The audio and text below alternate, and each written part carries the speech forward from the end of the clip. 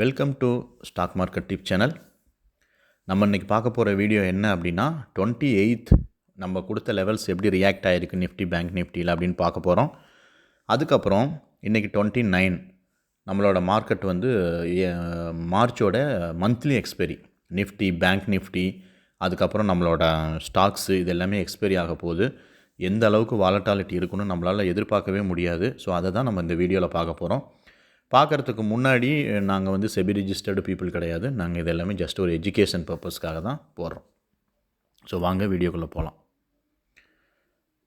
Nifty Nifty வந்து நம்ம கிளியராக சொன்னோம். நிஃப்டி வந்து என்ன சொல்லியிருந்தோம்னா, நமக்கு வந்து ஒருவேளை நிஃப்டி இந்த இடத்துல ஓப்பன் ஆனிச்சுன்னா இந்த எல்லோ லைனை பிரேக் அவுட் பண்ணி இந்த ப்ளூ லைனையும் பிரேக் அவுட் பண்ணி இந்த ப்ளூ லைனுக்கு வரதுக்கான வாய்ப்புகள் இருக்குது அப்படின்னு நம்ம சொல்லியிருந்தோம். பட் நமக்கு இந்த ப்ளூ லைனை வந்து பிரேக் அவுட் பண்ணல. அப்படின்னா என்ன மீனிங் அப்படின்னா ரொம்ப சிம்பிள். 17,000 வந்து ரொம்ப ஸ்ட்ராங்காக ஆக்ட் ஆகுது.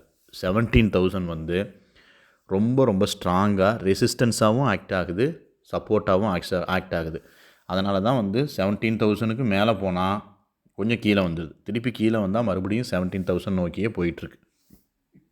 இந்த எல்லோ லைன் ரொம்ப முக்கியமான லைனு. இந்த எல்லோ லைன் வந்து பயங்கரமாக வந்து நமக்கு வந்து சப்போர்ட் பண்ணுது. இந்த எல்லோ லைனை தாண்டி கீழே வந்துச்சுன்னா மறுபடியும் எல்லோ லைன் மேலே இழுத்துக்குது. இந்த எல்லோ லைனை தாண்டி மேலே போனால் மறுபடியும் எல்லோ லைன் கீழே இழுத்துக்குது. ஸோ இப்போதைக்கு பார்த்திங்கன்னா நிஃப்டியோட சுச்சுவேஷன் வந்து இன்றைக்கும் வந்து சைட்வேஸில் தான் போயிருக்கு. பெரிய மூமெண்ட்டுன்னு நம்ம சொல்ல முடியாது. பட் நம்மளோட லெவல்ஸை வந்து அட்லீஸ்ட் ஒரு லெவலை வந்து நமக்கு ரீச் பண்ணியிருக்கு. அடுத்தது பேங்க் நிஃப்டி வந்து பார்த்திங்கன்னா 28th என்னவாயிருக்கு அப்படின்னா, இங்கே பாருங்கள், சைடுவேஸ், பியூர் சைடுவேஸ். நம்மளோட ரெட் லைன், இந்த ரெட் லைன் நான் ஆல்ரெடி சொல்லியிருக்கேன். இந்த ரெட் லைன் வந்து February 1 low candle. So February 1 low candle உங்களுக்கு என்னென்னு தெரியும், அது ஆல்ரெடி நான் நிறைய வீடியோஸில் சொல்லியிருக்கேன். இந்த February 1 லோ கேண்டிலையே வச்சுக்கிட்டு இது சுற்றிக்கிட்டு இருக்குது. ஸோ அதனால தான் ஒரு பியூராக ஒரு 2 days 27, 28 இந்த 2 நாளும் மார்க்கெட் வந்து சைடுவேஸில் போனதை தான் நான் வந்து என்ன பண்ணிட்டேன்னா அழகாக ஒரு ரெக்டாங்கிள் போட்டேன். இதுக்கு மீனிங் என்ன அப்படின்னா, நாளைக்கு ஒருவேளை இந்த ரெக்டாங்கிளை வந்து பிரேக் அவுட் பண்ணி அப்சைடில் போணுச்சுன்னா கண்டிப்பாக மார்க்கெட் வந்து ஒரு நல்ல வேகமாக போகலாம். எது வரைக்கும் போக வாய்ப்பு இருக்குது அப்படின்னா, மார்க்கெட்டு கண்டிப்பாக இதை பிரேக் அவுட் பண்ணிச்சு அப்படின்னா ஒரு 40,000 வரைக்கும் போக வாய்ப்பு இருக்குது.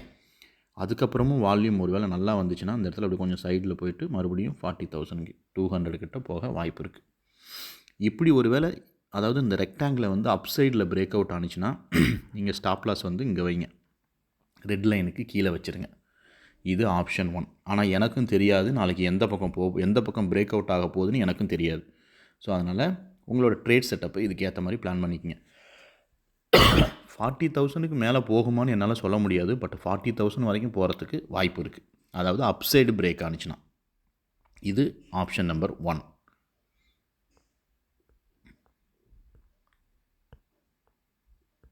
அதுக்கப்புறம் ஆப்ஷன் நம்பர் 2 நான் என்னென்னு சொல்லிடுறேன்.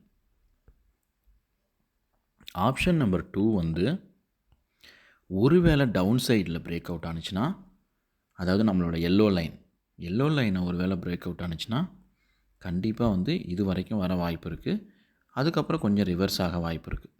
அப்புறம் மறுபடியும் நல்ல வால்யூம் வந்துச்சுன்னா இது பிரேக் அவுட் ஆக வாய்ப்பு இருக்குது. பட் இதையும் பிரேக் அவுட் ஆகும்னு நான் சொல்ல முடியாது. மேலே எப்படி என்னால் 40,000க்கு மேலே போக முடியாதுங்கிறத கன்ஃபார்மாக சொல்லணும். அதாவது என்னால் சொல்ல முடியல 40,000க்கு மேலே போகுமா அப்படிங்கிறது நாளைக்கு நடக்க போகிற கால் ரைட்டர்ஸ் புட் ரைட்டர்ஸோட கையில் தான் எல்லாமே இருக்குது. அதே மாதிரி இந்த செகண்ட் லைன் இங்கே பார்த்தீங்களா, இந்த செகண்ட் லைன் இருக்குது பார்த்தீங்களா, இந்த செகண்ட் லைனை வந்து கிராஸ் பண்ணுறதும் நாளைக்கு நமக்கு வந்து கால் ரைட்டர்ஸ் புட் ரைட்டர்ஸ் இதெல்லாம் இருக்குது. பட் ஆனால் என்ன அப்படின்னா, நான் சொன்ன மாதிரி உங்களுக்கு வந்து நமக்கு அந்த ரெக்டாங்கிளோட அப்சைடு வந்து கண்டிப்பாக பிரேக் அவுட் ஆனிச்சுன்னா இந்த செகண்ட் ப்ளூ லைன் வரைக்கும் போகிறதுக்கு வாய்ப்பு இருக்குது. ஒருவேளை இந்த எல்லோ லைன் கிராஸ் ஆனிச்சுன்னா இந்த ப்ளூ லைனுக்கும் இந்த ப்ளூ லைனுக்கு கீழேயும் வர வாய்ப்பு இருக்குது. அப்சைடில் பிரேக் அவுட் ஆனிச்சுன்னா இந்த ப்ளூ லைனுக்கும் மேலே போகிறதுக்கான வாய்ப்புகள் நாளைக்கு இருக்குது. சரிங்களா? ஸோ அது வரைக்கும் அமைதியாக வெயிட் பண்ணுங்கள். ஒருவேளை மறுபடியும் நாளைக்கும் மார்க்கெட் இந்த ரெக்டாங்கிளுக்குள்ளேயே சுற்றுனுச்சுன்னா தயவு செஞ்சு எதுவும் ட்ரேட் பண்ணாதீங்க. அமைதியாக விட்டுட்டு நல்லா டிவி பார்த்துட்டு ஜாலியாக இருங்க. ஸோ உங்களுக்கு தேர்ஸ்டே வந்து லீவு, அதனால் வந்து நீங்கள் ஜாலியாக இருக்கலாம். ஃப்ரைடே எதாக இருந்தாலும் ட்ரேட் பண்ணிக்கங்க. அதுக்கப்புறம் நிஃப்டி என்னவாகும் அப்படின்னா, நிஃப்டியும் வந்து பார்த்திங்கன்னா ஒன்று 17,000, அதாவது நிஃப்டியும் நாளைக்கு வந்து என்ன வரைக்கும் போக வாய்ப்பு இருக்குன்னா, இந்த 17,148 வரைக்கும் போக வாய்ப்பு இருக்குது அப் சைடில். ஒருவேளை டவுன் சைடில் வந்துச்சுன்னா இதை பிரேக் அவுட் பண்ணுறதுக்கான வாய்ப்பு இருக்குது. ஸோ நிஃப்டி வந்து என்னால் கரெக்டாக ப்ரிடிக்ட் பண்ண முடியல.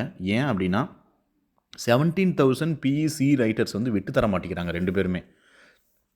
எப்பப்பெல்லாம் 17,000க்கு மேலே போகுதோ அப்பப்பெல்லாம் சிஇ ரைட்டர்ஸ் வந்து ரைட் பண்ணிடுறாங்க. எப்பப்பெல்லாம் 17,000க்கு கீழே போகுதோ அப்போல்லாம் பிஇ ரைட்டர்ஸ் வந்து ரைட் பண்ணிடுறாங்க. அதனால் மார்க்கெட்டை மேலேயும் போக விட மாட்டேங்கிறாங்க, கீழேயும் போக விட மாட்டேங்கிறாங்க.